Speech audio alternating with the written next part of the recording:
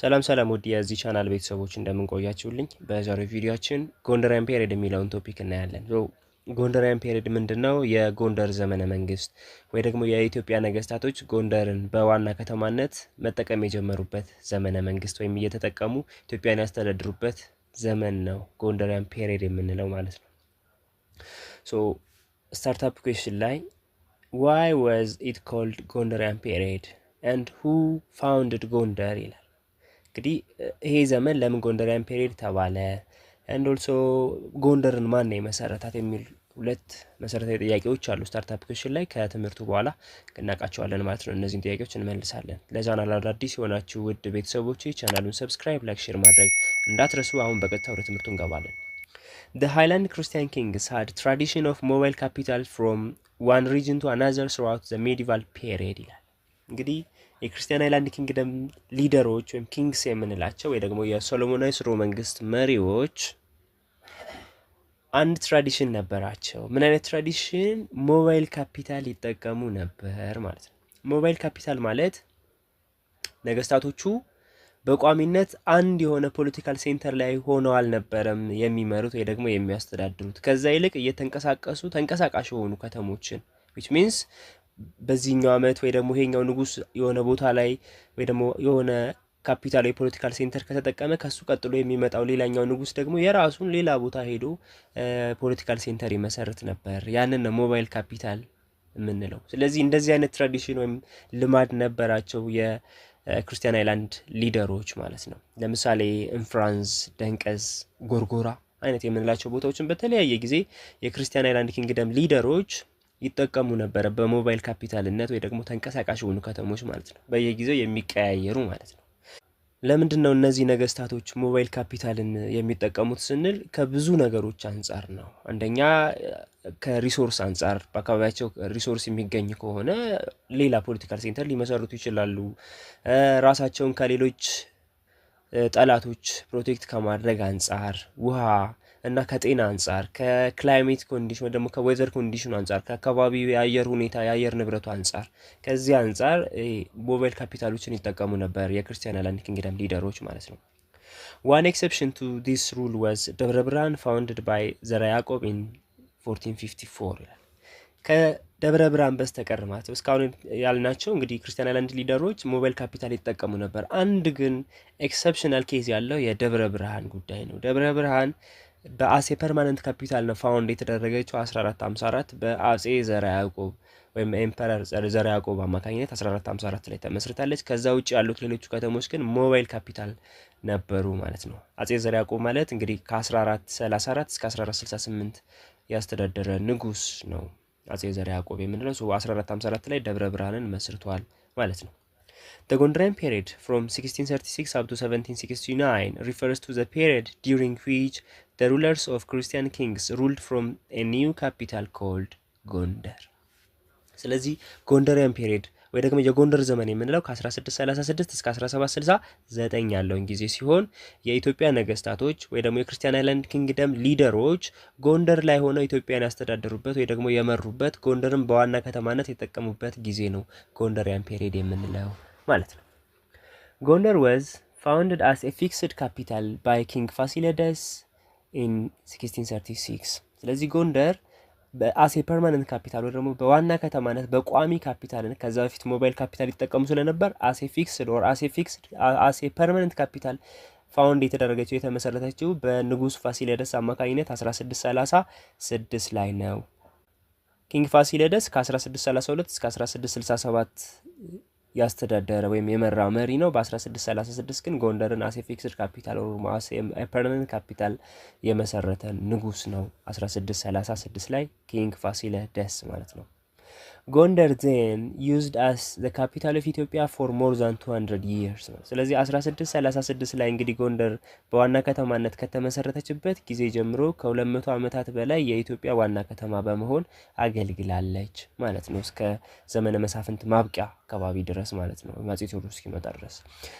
Gondar became the political, economic and cultural center because the Christian kings began to stay long in the city of Gondar። ስለዚህ ጎንደር የፖለቲካ፣ የኢኮኖሚ፣ የካልቸር ማዕከል ሆነች ቀስ በቀስ ከተመሰረተች በኋላ ማለት ነው። ምክንያቱም እነዚህ የክርስቲያን አይላንድ ኪንግደም ሊደሮች ለረጅም ጊዜ እዚች ከተማ ላይ ጎንደር ላይ ሆነው ኢትዮጵያን ማስተዳደር ስለጀመሩ ለብዙ ጊዜ እዛ ላይ መኖር መቆየት ስለቻሉ ማለት ነው። ከዛ በፊት እንደዚህ አይነት ትራዲሽን ወይ ደግሞ እንደዚህ አይነት ልማድ አልነበራቸውም ማለት ነው። One of the greatest achievements of Gondar was in architecture. Gondar was known by the ruins of wonderful castles and palaces built by a series of emperors since its foundation. Churches, bridges, and swimming pools were ኮንስትራክትድ ይላል። ስለዚህ አንዱ በጣም ከፍተኛ የሆነ ስኬታቸው በጎንደር ዘመነ መንግስት ከተሰሩ ስራዎች ውስጥ አንዱ ምንድነው? አርኪቴክቸር ወይ ደግሞ ስነ ህንጻ የምንለው ነው። በስነ ህንጻ በጣም ታዋቂ ነበሩ። በእነሱ ዘመን ወይም ጎንደሪያን ፔሪድ በሚባለው ጊዜ ውስጥ በጣም አስደናቂ የሆኑ ቤተ መንግስት፣ ግንቦች፣ ቤተ ክርስቲያኖች፣ ድልድዮች፣ የመዋኛ ገንዳዎችን ጭምር በደንብ ተሰርተዋል፣ ተገንብተዋል ነው። one of the greatest achievements of Gondar was in architecture የምንለው ለዛ ነው። በስነ ህንጻ በጣም ይታወቁ ነበር። በተለያየ ጊዜ የነገሱ ነገስታቶች የተለያዩ ቤተ መንግስቶችን፣ ቤተ ክርስቲያናቶችን ወይም ደግሞ የአምልኮ ስፍራዎችን ገንብተዋል። ለምሳሌ እዚህ ፒክቸሩ ላይ የምታዩት የአጼ ፋሲለደስ ቤተ መንግስት አለ። እቴጌ ምንትዋብ ያስገነባቸው አለ። አጼ ኢያሱ ዳግማዊ ወይ ደግሞ ኢያሱ ዘሊትል ያስገነባው ቤተ መንግስት አለ። ሌሎች በርካታ የአጼ ባካፋ ቤተ መንግስትም አለ። እነዚህ ቤተ መንግስቶች እንግዲህ በጎንደር ዘመን የተሰሩ ቤተ መንግስቶች ናቸው። በአርኪቴክቸር ይታወቃሉ ስንል ከነዚህ ጋር የተያያዘ ነው ማለት ነው። The period between 1636 and 1706 can be considered as the golden age of Gondar ነው። ስለዚህ ይሄ ከ1636 እስከ 1706 ያለው ጊዜ በጎንደር ዘመን ውስጥ ጎልደን ኤጅ የሚባል ወይ ደግሞ ወርቃማ የሚባል ጊዜ ነው። In other words, during the times of the first three successive kings, thus ፋሲለደስ፣ ዮሐንስ ፈርስት and ኢያሱ ፈርስት። ስለዚህ 1636 እስከ 1706 ስንል እነዚህ ሶስቱ በተከታታይ የነገሱ የጎንደር ነገስታቶች በእነሱ ጊዜ የጎንደር ወርቃማ ጊዜ ይባላል። ለምሳሌ ፋሲለደስ ከ1632 እስከ 1667 ያስተዳደረ የጎንደር ንጉስ የነበረ፣ ዮሐንስ ፈርስት 1667 እስከ 1682 and ኢያሱ ፈርስት 1682 እስከ 1706 ያለው ጊዜ በጎንደር ዘመን ጎልደን ኤጅ ወይ ወርቃማ ጊዜ የሚባል ነው። Gondar enjoyed a period of glory and luxury. The ruling class led a luxurious life in the beautiful palaces and castles. ስለዚህ በዚህ ጊዜ luxurious የሆነ ላይፍ ይመሩ ነበር ነው። በጣም ቅንጡ የሆነ ህይወት ነበራቸው ነው። ምክንያቱም የኢኮኖሚክ ሴንተር ናት፣ ፖለቲካል ሴንተር ናት፣ ካልቸራል ሴንተር ናት ጎንደር። ዴን ከዛ በተጨማሪ በጣም አስደናቂ የሆኑ አርኪቴክቸሮች ወይ ደግሞ እነዚህ ፓላስስ ካስትልስ የምንላቸው ተሰርተዋል። እነዚህ ነገስታቶቹ ቤተሰቦች ወይ ደግሞ ሩሊንግ ክላስ መሪዎቹ በጣም ሌክዠሪየስ የሆነ ቅንጡ የሆነ ላይፍ ነበራቸው በዚህ በ1636 እስከ 1706 በነበረው ጊዜ ወይም ጎልደን ኤጅ በሚባለው ወቅት ወይም ዘመን ማለት ነው። The establishment of Gondar marked a new chapter in the country's urban history. Gondar developed certain urban features very soon and witnessed a fantastic population growth. ስለዚህ የጎንደር ከተማ መመስረት እንግዲህ ለሌሎች በኢትዮጵያ በአርባን ሂስትሪ ወይ ደግሞ በኢትዮጵያ ከተሞች በከተማ መመስረት ሂስትሪ ውስጥ ከፍተኛ የሆነ አስተዋጽኦ አለው ወይ ደግሞ ታሪካዊ ነው። ከዛ በኋላ እንግዲህ ብዙ ከተሞች ተመስርተዋል። የህዝብ ቁጥርም በዛው ልክ እንግዲህ እያደገ ወይም ፖፑሌሽን ግሮዙ ሃይ የሆነ መጥቷል የከተሞች መስፋፋትን ተከትሎ ማለት ነው። The population composed of different religious, cultural, local and foreign communities ነው። ስለዚህ በዚህ በከተሞች ውስጥ በሚኖሩት ፖፑሌሽን ውስጥ በተለይ ጎንደር ውስጥ composed of different religious group ነው። የተለያየ ሃይማኖትን የሚከተሉ ህዝቦች፣ ካልቸራቸው የተለያየ የሆነ የሀገር ውስጥና የፎሬን ኮሚኒቲዎችን በከተማው ውስጥ ይኖሩ ነበር ማለት ነው። Due to its increasing commercial importance, Gondar becomes the center of active trade ነው። ስለዚህ ጎንደር center of active trade ሆነች። ኮሜርሻል ኢምፖርታንስ ነበረ።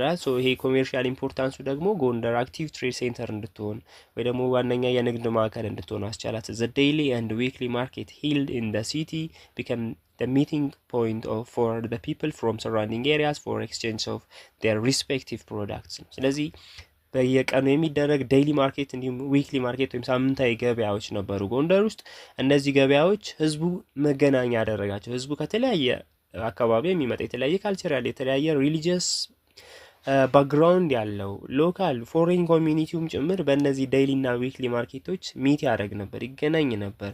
እያንዳንዱ የሚመጣው ሰው የየራሱ ሪስፔክቲቭ ፕሮዳክት ወይም በግል የሚሰሩት የየራሳቸውን ንብረት ኤክስቼንጅ ይደራረጉ የሚለዋወጡ ነበር ነው። ዚስ ፋሲሊቴትድ ኢንቴንስ አርባን ሩራል ኢንተራክሽን ኤንድ ኢንተርዲፔንደንሲ ነው። ስለዚህ ይሄ የኤክስቼንጅ ኦፍ ጉድስ ምንን አመጣ ማለት ነው? ሩራል አርባን ኢንተራክሽን ወይ ደግሞ በገጠርና በከተማ አካባቢ የሚኖሩ ሰዎች ኢንተራክት እንዲያደርጉ፣ እንዲገናኝ፣ እንዲዋሃዱ ኤንድ ኦልሶ ኢንተርዲፔንደንሲ አንዱ ያለ አንዱ መኖር እንዳይችል ወይም እርስ በርስ የሚደጋገፉ እንዲሆኑ አድርጓቸዋል ይሄ ትሬዱ ማለት ነው። The trade was mostly dominated by the Ethiopian Muslims known as Jabarti.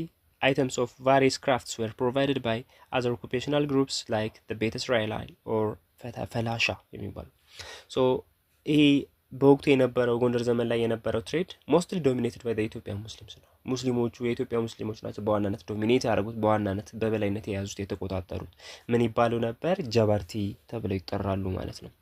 የተለያዩ ፕሮዳክቶችን፣ የተለያዩ የእደ ጥበብ ውጤቶችን፣ የእጅ ስራዎችን ደግሞ ገበያ የሚያቀርቡት ፕሮቫይድ የሚያደርጉት ቤተ እስራኤላውያን ወይ ደግሞ ፈላሻ በመባል ይታወቃሉ። Gondar usually was divided into several zones or quarters. They had separate living area for the Muslim communities which still called Addis Alam. ስለዚህ ጎንደር በተለያየ ኳርተር ወይ ደግሞ ሊቪንግ ኳርተር ወይ ደግሞ ዞኖች የተከፋፈለች ነበረች በወቅቱ። እነዚህ የተከፋፈሉት ዞኖች ወይ ደግሞ ሊቪንግ ኳርተሮች የተለያዩ ማህበረሰቦች የሚኖሩባቸው ነበሩ። ለምሳሌ ሙስሊም ኮሚኒቲ የራሱ የሆነ የሚኖሩበት ሊቪንግ ኳርተር ወይ ደግሞ ዞን አለው። ፈላሻዎች ወይ ደግሞ እነዚህ የቤተ እስራኤላውያን የሚባሉት እና ሌሎች የውጭ ሀገር ኮሚኒቲዎች የሚኖሩበት እያንዳንዱ የተለየ ቦታ ወይ ደግሞ ኳርተር ነበራቸው ነው። ሶ ሙስሊሞቹ የሚኖሩበት ሴፓሬት ሊቪንግ ኤሪያ ምን ተብሎ ይጠራል? አዲስ ዓለም ተብሎ ይጠራል እስካሁንም ድረስ ማለት ነው።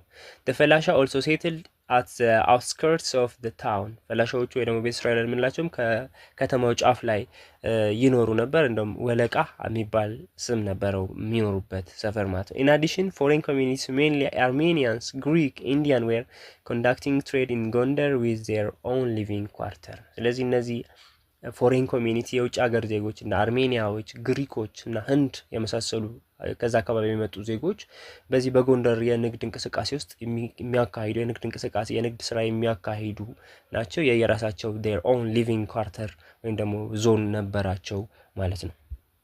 ሌላኛው ፖይንታችን the decline of the royal power ነው። እንግዲህ ይሄ ንጉሳዊ መንግስት እንዴት ነው ዲክላይን ያደረገው እንዴት ነው የወደቀው የሚል ነው። ስታርት ኩዌስችን who was the last king before Gondar entered to political disorder?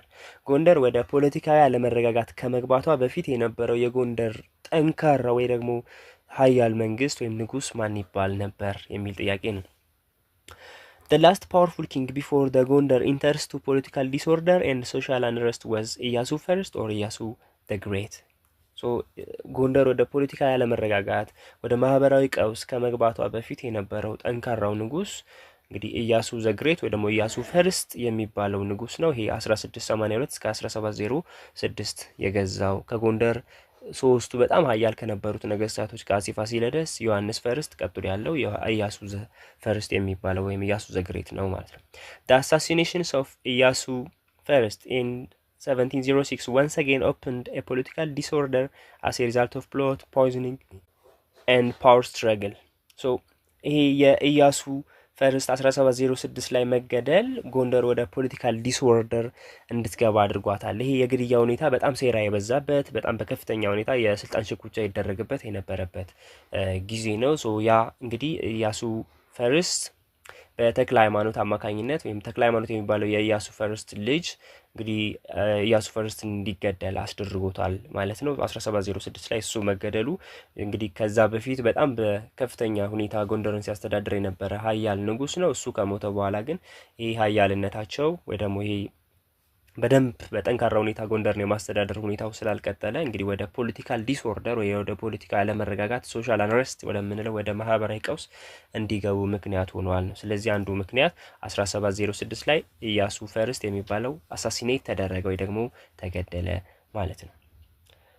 Regional warlords became the most powerful and began to exercise the power in the name of weak central kings. Gondar also engaged in conflict over religious principles or ዶክትሪንስ ነው። ስለዚህ እነዚህ ሪጂናል ዋርሎርድስ የምንላቸው የተለያዩ ክልል ገዢዎች ፓወርፉል ሆኑ። ከዛ በኋላ ኢያሱ 1706 ላይ ኢያሱ ፈርስት ከተገደለ በኋላ ሪጂናል ዋርሎርዶቹ ሞር ፓወርፉል ሆኑ ከሴንትራል ገቨርንመንቱ ይልቅ ማለት ነው። ሶ ያ እንግዲህ ፓወር ስትረግል እንዲመጣ፣ የስልጣን ሽኩቻዎች እንዲመጡ፣ አለመረጋጋቶች እንዲመጡ ምክንያት ሆኗል።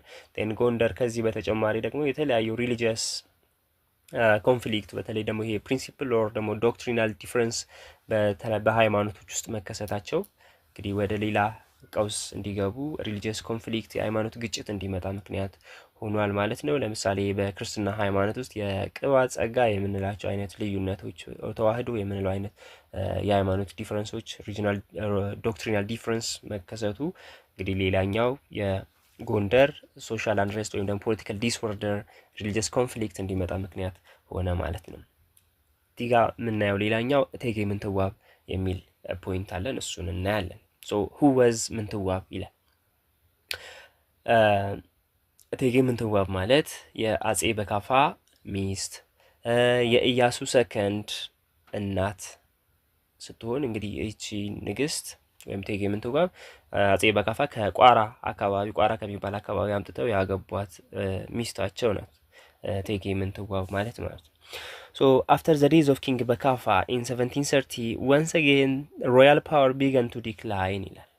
እዚህ ጋር የተዘለለው ታሪክ 1706 ላይ ኢያሱ ፈርስት ከተገደለ በኋላ የሱ ልጆች ተከታትለው ነግሰው ነበረ። ልጆችና ሌሎች ሰዎችም ተከታትለው ነግሰው ነበረ። ወደ 4 ከሱ በኋላ አጼ በካፋ እስከሚመጣ ድረስ 4 ነገስታቶች ነበሩ ማለት ነው። የመጀመሪያው ተክለ ሃይማኖት ፈርስት የሚባለው የአጼ ኢያሱ ፈርስት ልጅ የነበረው ቬን ከሱ በኋላ ቴዎፍሎስ፣ ዮስጦስ፣ ዳዊት ሳልሳዊ ወይም ዳዊት ዘሰርድ ወይም ሶስተኛ የሚባለው ሰው ነግሶ ነበረ። እነዚህ ከ1706 እስከ 1721 ድረስ የነገሱ ናቸው። ማንማን ተክለ ሃይማኖት፣ ቴዎፍሎስ፣ ዮስጦስ እና ዳዊት ሳልሳይ የሚባሉት ማለት ነው። ቴን 1721 ላይ ከ1721 እስከ 1730 ደግሞ አጼ በካፋ ወይ ደግሞ ኪንግ በካፋ የሚባለው የምንትዋብ ባለቤት እንግዲህ የጎንደር ንጉስ ሆኖ ነበረ ከ1721 እስከ 1730 ማለት ነው። ሞር ከነዚህ ከሱ ቀድሞ ከነበሩት ሌሎቹ 4ቱ ነገስታቶች ይልቅ የተሻለ ስራ ሰርቷል ተብሎ የሚታሰበው አጼ በካፋ የሚባለው ወይም በካፋ የሚባለው ንጉስ ነበር ነው። ሶ አፍተር ዘ ዴዝ ኦፍ ኪንግ በካፋ ኢን 1730 ከ1721 እስከ 30 ነው የገዛው። 1730 ላይ ንጉስ በካፋ ሲሞት ዋንስ አጌን ሮያል ፓወር ቢጋን ቱ ዲክላይን፣ እንደገና ይሄ ሮያል ፓወር ወይም ይሄ ንጉሳዊ መንግስት ወይ ንጉሳዊ ስርዓት እንደገና ዲክላይን ማድረግ መውደቅ ጀመረ ነው። ሂዝ ሰን ኤንድ ሰክሰሰር ኢያሱ ሰከንድ ኦር ኢያሱ ዘ ሊትል he ruled from 1730 up to 1755 was a minor when he came to power ይላል። ሶ 1730 ላይ አጼ በካፋ ሲሞት ስልጣኑን የያዘው ወይ ደግሞ ዙፋኑን የያዘው የወረሰው ኢያሱ ሰከንድ የሚባለው የአጼ በካፋ ልጅ ከምንትዋብ የተወለደው የአጼ በካፋ ልጅ ወይም ኢያሱ ዘሊትል የሚባለው ነው። ስለዚህ 1730 ላይ እሱ ወደ ስልጣን ሲመጣ he was a minor when we come to the power ወደ ስልጣን ሲመጣ በጣም ህፃን ልጅ ነበር። ለስልጣን ብቁ አልነበረም። ግን የአባቱን ዙፋን መውረስ ስላለበት ሌሎች ሰዎች ዙፋኑን እንዳይወስዱበት ሲባል እቴጌ ምንትዋብ ንግስና እንዲቀበል አደረገችው ነው። ሶ ከ1730 እስከ 1755 ድረስ በስልጣን ላይ ቆይቷል የበካፋና የምንትዋብ ልጅ ኢያሱ ሰከንድ ኦር ኢያሱ ዘ ሊትል የሚባለው ማለት ነው። The mother of Iyasu second and wife of Bakafa እቴጌ ምንትዋብ began to rule on behalf of her son። ስለዚህ ኢያሱ ሰከንድ ወደ ስልጣን ሲመጣ 1730 ላይ ህፃን ስለነበር ራሱ ማስተዳደር ብቻውን ማስተዳደር ስለማይችል የግድ አጋዥ ወይም ረዳት ያስፈልገው ነበር። ስለዚህ ያንን ደግሞ የምታደርገው እናቱ እቴጌ ምንትዋብ ናት። ንግስተ ነገስት ተብላ ብርሃነ ሞገሳ ተብላ እንግዲህ ከልጇ ጋር ማስተዳደር ጀመረች ማለት ነው። እሱ ህፃን ስለነበረ እቴጌ ምንትዋብ ወደ ስልጣን መጣች ከልጇ ጋር ማለት ነው። እቴጌ ምንትዋብ was become dominant and prominent women in the politics of the last stage of the Gondarian period። ስለዚህ በጎንደሪያን ፔሪየድ በመጨረሻው ዘመን ላይ ከተነሱ በጣም ታዋቂ ስመጥር እና ተጽዕኖ ፈጣሪ ከሆኑ ሰዎች ውስጥ አንዷ እንግዲህ እቴጌ ምንትዋብ የምትባለው ሴት ናት ማለት ነው። ስለዚህ እሷ ከ1730 ልጇ ወደ ስልጣን መምጣቱን ተከትሎ እንግዲህ እሱን ለማገዝ በሚል ወደ ስልጣን እሷ ማብራ መጣለች ማለት ነው እቴጌ ምንትዋብ። she was supported by her brother ራስ ወልደ ልዑል። the exercise of real power by ምንትዋብ and ራስ ወልደ ልዑል undermined the power of ኢያሱ ሰከንድ። ስለዚህ እቺ እቴጌ ምንትዋብ የምትባለው ከቋራ የመጣችው የአጼ ባካፋ ባለቤት የኢያሱ ዘሰከንድ እናት she was supported by her brother እንግዲህ ወንድሟ ሰፖርት ያረጋት ከጎኗ ሆኖ ያግዛት ይረዳት ነበር። ራስ ወልደ ልዑል የሚባለው ማለት ነው የራስነት ማዕረግ ተሰጥታው ራስ ወልደ ልዑል የሚባለው በጣም ጠንካራ የነበረ ሰው ከጎኗ ሆኖ እሷን ሲያግዝ ሲረዳ የነበረ ሰው ነው።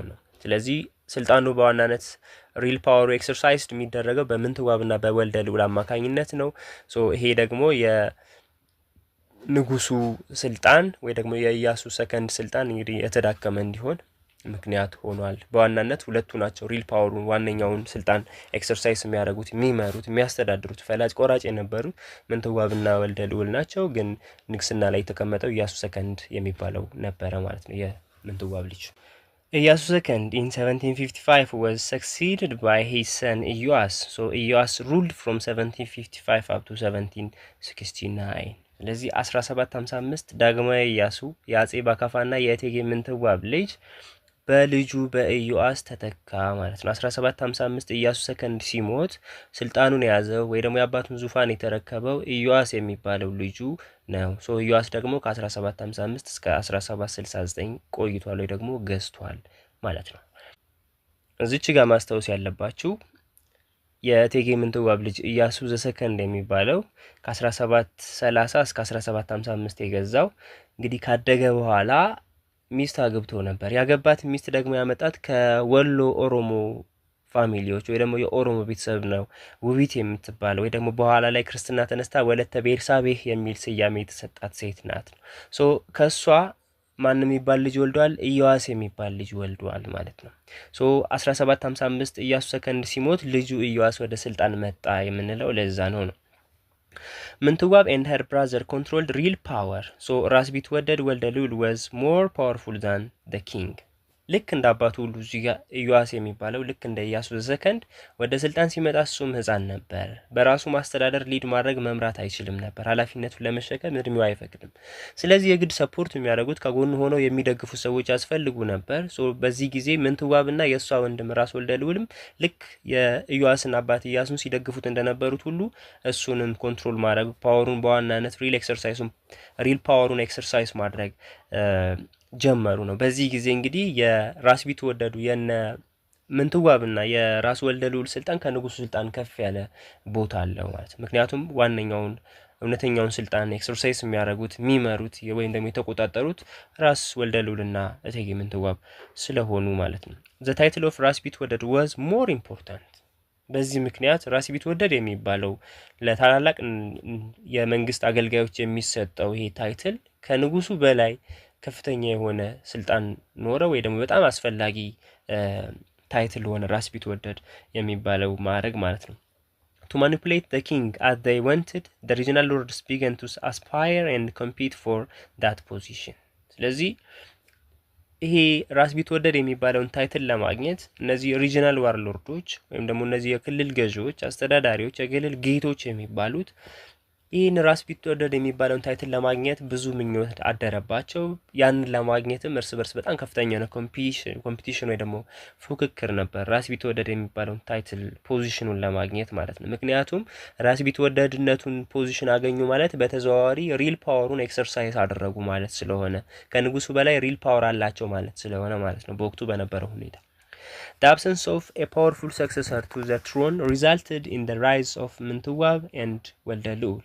ስለዚህ ሪል ፓወርፉል የሆነ ሰክሰስፉል አልነበረም ከአጼ በከፋ ሞት በኋላ። በተለይ አጼ በከፋ ከሞተ በኋላ ህፃን ልጅ ነበር ኢያሱ ዘሰከንድ የሚባለው። ኢያሱ ዘሰከንድ ከሞተ በኋላም ኢዮአስ የሚባለው በህፃንነት ወደ ስልጣን የመጣው ሌላ ልጅ ነው። ስለዚህ ፓወርፉል የሆነ ሰክሰሰር ስላልነበረ ስልጣኑ በማን እጅ ገባ? ምንትዋብና ወልደ ልዑል በዋናነት ከፍተኛውን ስልጣን ያዙ ማለት ነው።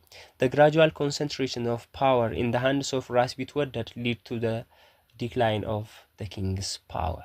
ስለዚህ ይሄ ስልጣኑ በራስ ቢትወደዶች መዋሉ ራስ ቢትወደዶች ከፍተኛ የስልጣን ባለቤት መሆናቸው እንግዲህ ይሄ ሮያል ፓወሩ ወይ ደግሞ ይሄ